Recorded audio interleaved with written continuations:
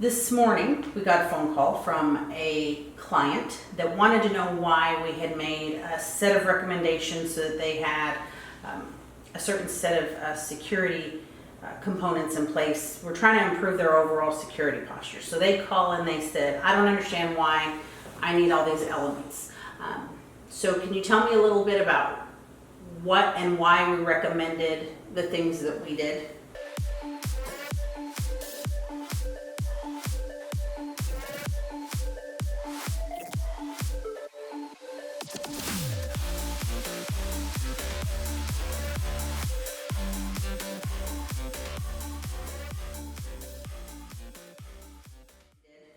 So first we talked about the firewall, right? So that's everything that's coming in and out of the network. So think about that as the fence line along the perimeter of the network. So everything coming in and out, it's going to log those things, it's going to look for things that are malicious down to certain levels depending on the firewall. So that's one piece, right? So think perimeter of the property in your mind.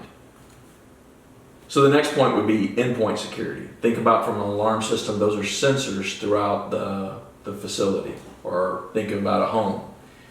Inside the home, you're going to have these sensors. That would know if somebody came in through the living room window, you would know what they did, where the steps they took, what they touched. Did they go into other bedrooms? Did they start moving, laterally through the network? Did they start touching other machines? Did they hit server resources? What did they leave behind? Did they plant certain files? Did that file become polymorphic? Did it start, growing into other files? That's the difficult thing about a lot of these files is they're polymorphic. They change from one to another. A lot of antiviruses can pick up on that, but from an endpoint security, it needs to do a lot more. It needs to log all that information as far as what exactly happened, when did it happen, so you can put a timeline together with everything that happened from a firewall standpoint. Moving along there, DNS filtering. Where did it go? Did it reach out to these sites? What exactly did you have? Did you have something in place that prevented that file from reaching out to a known malicious site like some type of a dark web location? Did it prevent those things? Is it logging that information? What sites did they go to? Where did they go to? Those are the type of things that DNS filtering is going to do. Now, on DNS filtering, do you find that is the area where you see phishing attempts? Is the DNS filtering, does that help with people who get malicious phishing emails? It's not going to stop somebody from actually getting right, the from phish. receiving it, but I'm talking about actually clicking on it. So if they clicked on a link or they executed a PDF that had malware, when it tries to reach out to those locations, it's not going to be able to reach out because DNS filtering is going to say that's a known bad location. Gotcha. So it's going to prevent that. It's also going to analyze when it did reach out. If it did download the file, it's going to report that. So you have an idea of where it came from and what it was. So now you have a timeline, so you know it infected this, then it goes back into the sensors, the endpoint security again. Did it touch these servers? Did it touch these workstations? Did it touch these laptops, these devices? And so next you're going to have email protection. You touched on that a little bit. What the email protection is going to have is think about whether you have a normal exchange or a hosted exchange, Office 365, that type of a platform for your email. It's going to actually filter those emails out. It's going to look, does the actual email address that they're broadcasting match the actual server that it's coming from? So now we have implemented DMARC for several of our clients, which correct. basically helps when someone sends an email. If it's not from the original domain, it blocks those. But what do you do for individuals that don't have that built-in option to their email? Is there a special service you can get? So part of implementing the email protection, you would do a DMARC record. You would make sure, and basically what you're talking about is that in the SPF record, you're going to say these are actually legitimate places where email from this domain can come from. Anything else, you want to reject that message.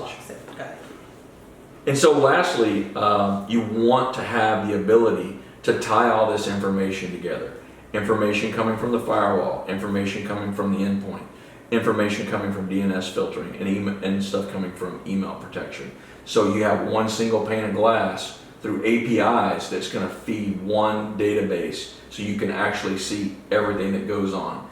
This computer downloaded this file from using Outlook from this person, and then it went laterally across the network infecting these other machines. Now, I have noticed, because we had a client that we installed some of this protection post-infection. Yes. You were still able to clean it even after the fact. Do you find that that's common, or obviously you always want to have anything in place beforehand, because this turned into a big nightmare and the entire network was infected.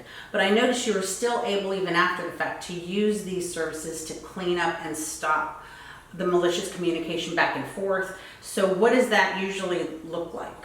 Yeah, so think about it. So without any protection, without any logging in place, part of our incident response would be to put something in that will log and let us know what the hell's going on.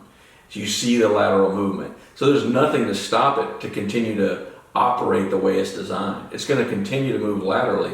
They don't put necessarily time limiters. They could, but they don't. So the more computers you bring into the environment, then the more rapidly it grows, and so on and so on. So by putting the endpoint protection in, putting in a firewall that does logging, putting in DNS filtering, I can see the movement within the network, and I know where it's going, what it's trying to do after the fact. Do I know all the key ingredients? No, because I don't have an actual pre-infection snapshot of what I'm looking for, something to look at the anomalies. But I can still see, hey, this is a Windows machine, this is a Mac, this is a Linux environment, this is not the way it's supposed to operate. And so I know what it's supposed to operate wise based on looking at weird anomalies. Or is this file actually malicious? Is there still polymorphic activity? Is it still moving laterally? Those are all things that basically we see. Typically, I see a lot of it going back to email phishing. Somebody opened a PDF, Right. the system got compromised, and sometimes people just get phished, and you don't even see anything on the radar because they were missing the email protection. Right. Okay. Well, thank you so much for that. I appreciate it. Thank you.